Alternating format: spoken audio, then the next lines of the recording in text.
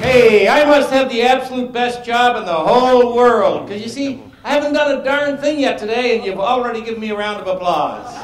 And wouldn't that be nice? Wouldn't that be nice, Melvin? If you just show up at work on Monday morning, and the people you work with say, "Hey, Melvin, good stuff. Glad you could come." Right? Or do they do that when you get there on time? And here's the interesting thing. Here is the interesting thing. If I just do my job here today, if I just do what you expected me, there's a probability you'll put your hands together again when I am finished. And wouldn't that be nice, Mike? On Friday afternoon, you're packing up, you're getting ready to go home, and all the people you work with say, "Hey, Mike, that was a great week. Sure, hope you come back again on Monday." Right? Sounds silly, doesn't it? Well, it's not so silly, folks, because that is the spirit we are going to have to put into the workplace today and going forward into the future.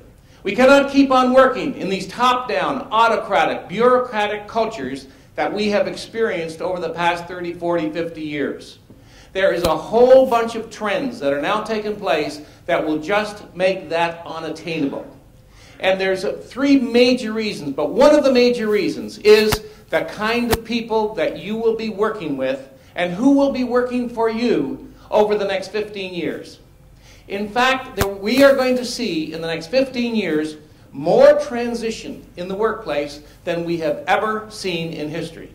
For the first time ever in history, you are going to see as many as 4 completely different generations in the workforce.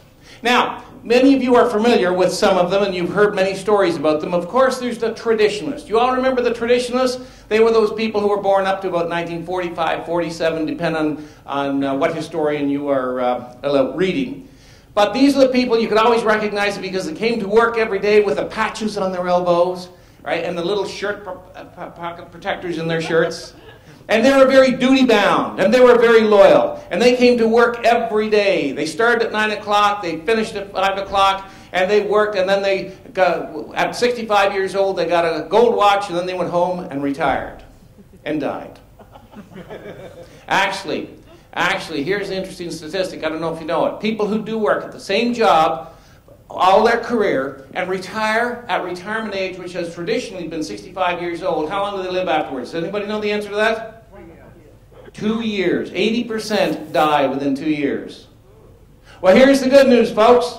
It's not going to happen to you. No, you're not going to keep your jobs that long.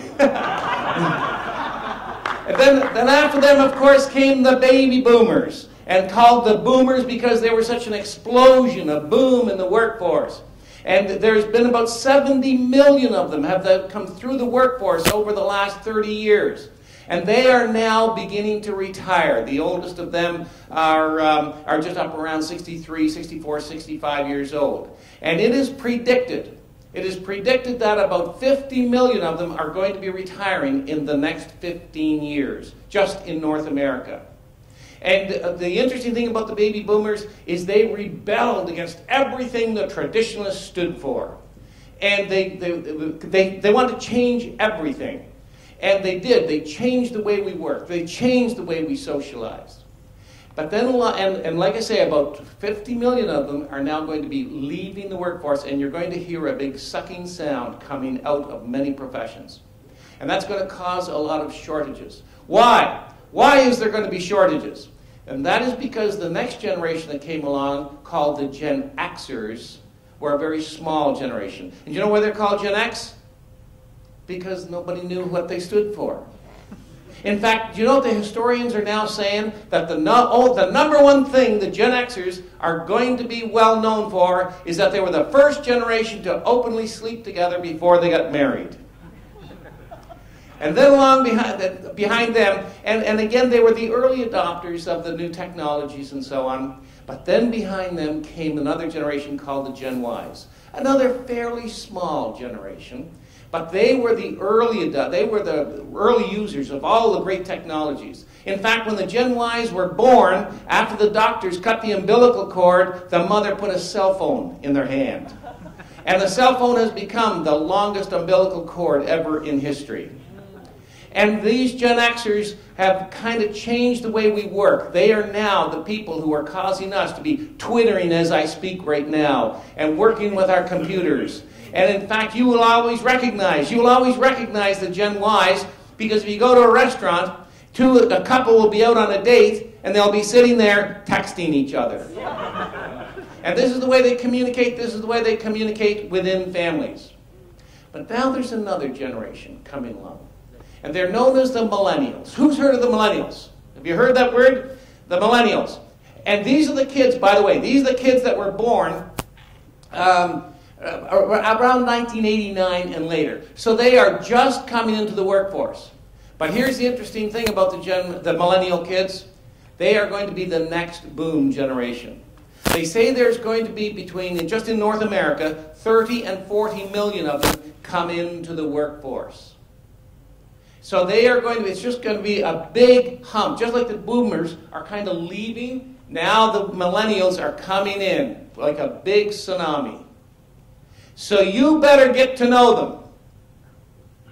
And the first thing you better get to know is that they were brought up in Mr. Rogers' neighborhood. And in Mr. Rogers' neighborhood, everybody's special.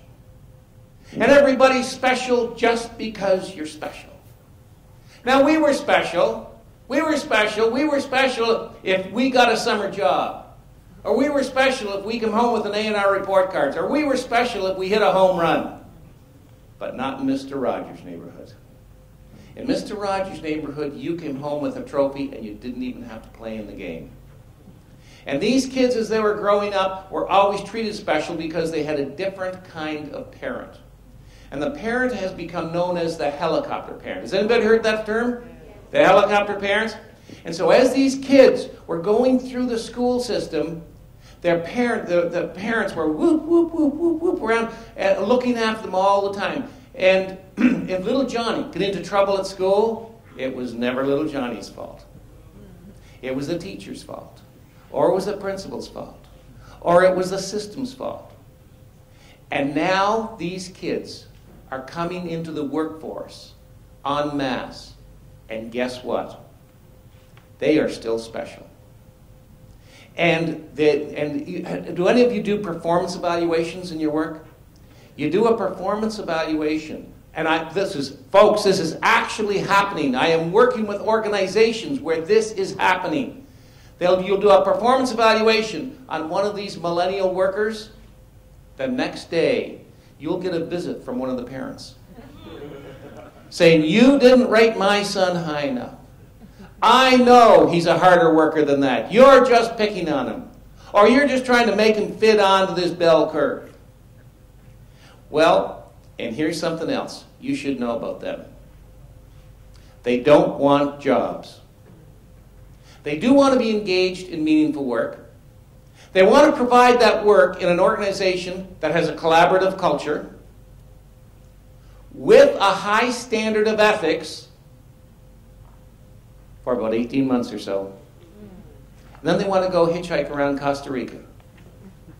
And I have to work with a lot of corporate executives, and you know what they say to me? "Well, they just better learn." Well, they don't have to learn. And you know why they don't have to learn?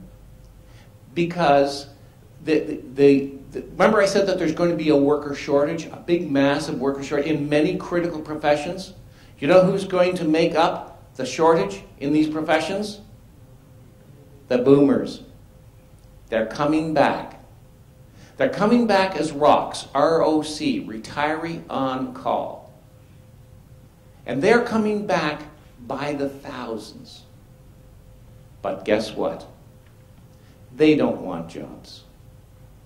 They want to be engaged in meaningful work.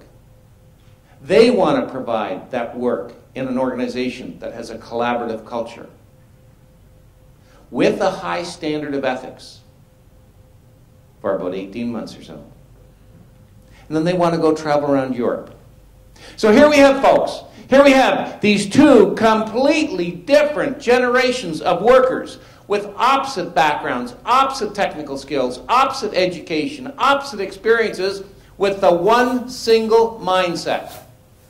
And that is the kind of organization that they will work for in the future.